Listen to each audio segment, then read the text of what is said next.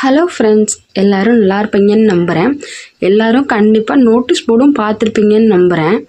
இப்போ அதில் முக்கியமான ஒரு அனௌன்ஸ்மெண்ட் கொடுத்துருப்பாங்க. நம்ம ஜேர்னி அழகாக ட்ராவல் பண்ணிகிட்ருந்தோம்.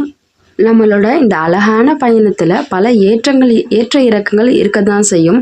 அப்படி இப்போ பார்த்திங்கன்னா எஸ்பிஓவில் ஒரு முக்கியமான ஒரு செய்தியை வெளியிட்டிருக்காங்க. அது என்னன்னு பார்த்தீங்கன்னா 3 days side issue plus technical ரீசன்னால என்ன பண்ணியிருக்காங்கன்னா பிரேக் விடுறதா சொல்லியிருக்காங்க. கண்டிப்பாக இந்த 3 daysக்கு அப்புறம் பிரேக் அப்புறம் நம்ம டாஸ்க்கை கரெக்டாக பண்ணிடலாம். Content reviewer, sharing, media booster, இப்படி எந்த டாஸ்க்கையும் நம்மளால் பண்ண முடியாது. என்ன ரீசன் பார்த்தீங்கன்னா நம்மளோட டெக்னிக்கல் டீமை பேக் எண்டில் மெயின்டெனன்ஸ் அண்ட் சிஸ்டம் அப்டேட்காக அந்த ஒர்க் போயிட்டுருக்கு. அதனால பார்த்தீங்கன்னா May 26, 27 அண்ட் 28 நாம் டாஸ்க் பண்ண முடியாது. 29 ரெகுலராக பண்ணிடலாம். இதுக்கான அனௌன்ஸ்மெண்ட் பார்த்தீங்கன்னா இந்த இடத்துல கொடுத்துருக்காங்க. பார்த்தீங்களா என்னென்ன ரீசன்னால நம்மளுக்கு பிரேக் விட்டுருக்காங்கன்னு. இதை இங்கிலீஷ்லேயும் கொடுத்துருக்காங்க, ப்ளஸ் தமிழ்லேயும் தெளிவாக கொடுத்துருக்காங்க. கண்டிப்பாக நோட்டீஸ் போர்டு ஃபாலோ பண்ணுங்கள். அப்போ தான் நீங்கள் நாங்கள் சொல்கிறதோட ஃபுல்லாக நீங்களே கேட்டு தெளிவாக தெரிஞ்சுக்க முடியும். ஓகேங்களா? இந்த இடத்துல கொடுத்துருக்காங்க பாருங்கள் என்ன ரீசன் சொல்லிட்டு. அவர் technical team is currently working on back and maintenance, system update, issue fixes and new feature integration to improve platform performance and security. ஓகேங்களா? அதுக்கப்புறம் பார்த்தீங்கன்னா 29th 12 o'clock அப்புறம், அதாவது நம்ம கரெக்டாக 29th டாஸ்க்கு பண்ணிடலாம் அப்படிங்கிறதையும் சொல்லியிருக்காங்க.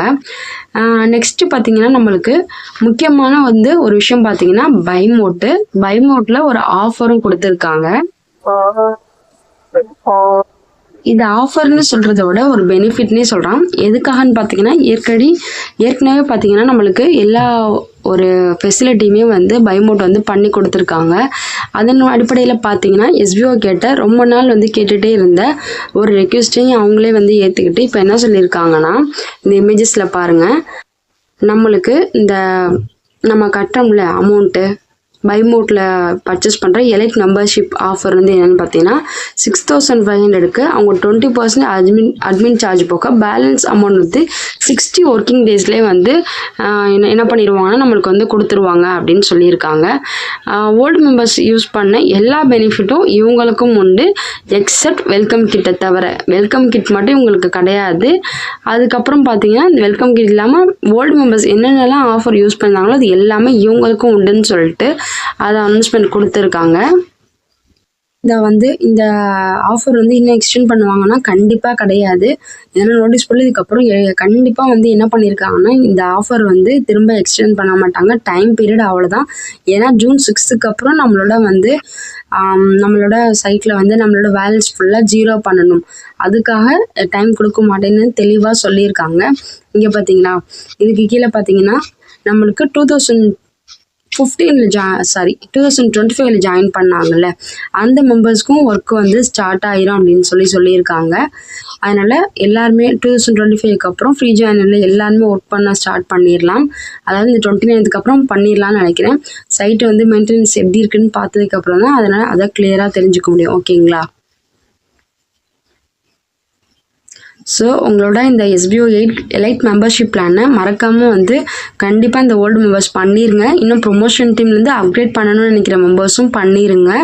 ஓல்டு மெம்பர்ஸ்க்கு நிறைய ஆஃபர்ஸ் கொடுத்துருக்காங்க. கண்டிப்பாக நீங்கள் பண்ணியிருப்பீங்க, என்னால் முடியுங்கிறனால தான் சேல்ஸ் டீம் எடுத்திருப்பீங்க. ஓகேங்களா?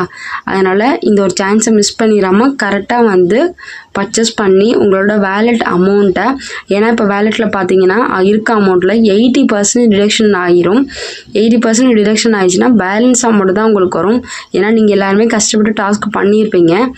அதனால் உங்களோட அமௌண்ட்டை எப்படி ஏர்ன் பண்ணீங்களோ அதே மாதிரி சேவ் பண்ணவும் பார்த்துக்கோங்க.